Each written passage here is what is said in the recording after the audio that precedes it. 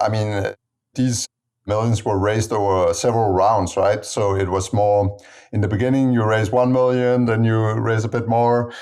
So you establish more and more trust in the market, right? I think today you could probably go out and raise a lot more money off the beat, and actually you could so as well back then. But I would. It's always something I say to other entrepreneurs who are very kind of impressed by all the funding rounds.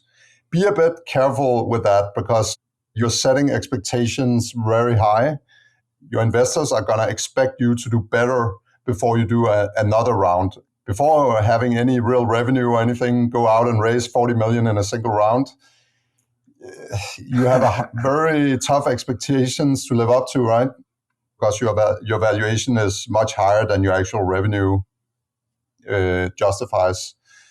So I think in Cobble we did it, in my view, a better way where you do it more step by step, right? You raise, but you raise at a valuation that makes sense given the revenue you're currently on and the growth projection you're currently on, and not just based on a dream, right? Right. Because the danger of a dream is often they end up in not having product market fit, right? And one of the big things that we were able to do due to this more iterative funding approach was exactly to pivot our whole business model, right? Because we hadn't raised 40 million on some dream of bug bounty programs, right?